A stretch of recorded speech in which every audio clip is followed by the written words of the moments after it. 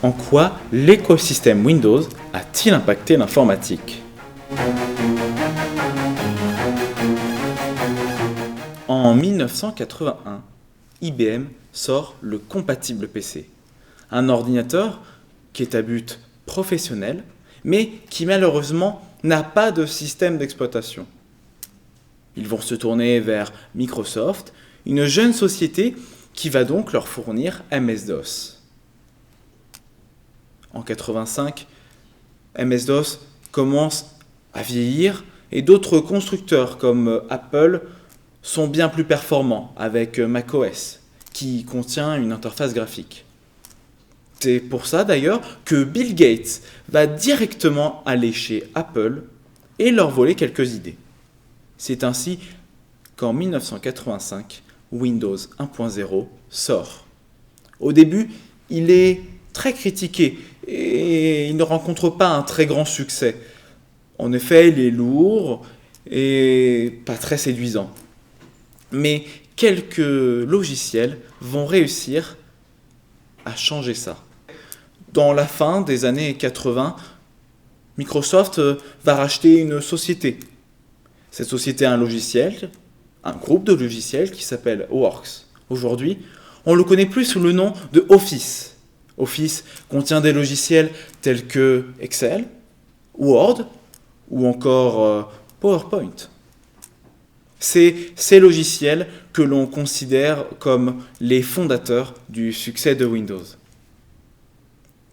Mais d'autres constructeurs sont encore là lors de la naissance de Windows.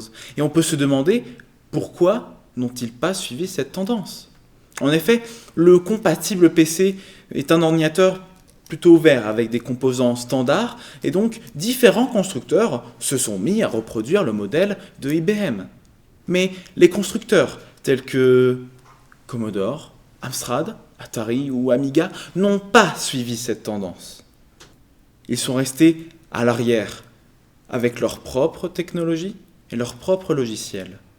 S'enfermant petit à petit, ils vont tous mourir, disparaître, être rachetés ou tout simplement oubliés.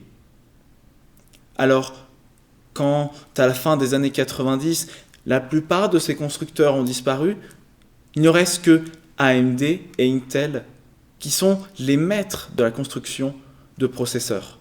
On parle même d'un terme, celui de Wintel, une fusion entre Windows et Intel, un couple qui va si bien et qui prend une grande partie de l'informatique. Windows, c'est 93% des ordinateurs. Et même Apple, qui est un énorme constructeur et la plus grosse société au monde, n'arrive pas à suivre Intel. Ils sont passés à un moment sur cette architecture, mais on voit bien qu'aujourd'hui, Apple repasse sur leur propre puce. Alors, est-ce qu'encore aujourd'hui on peut dire que Windows est encore le maître incontestable de l'informatique ? Alors, en effet, au niveau système d'exploitation, ce sont les plus grands, comme je l'ai dit, avec 93% d'ordinateurs sous Windows.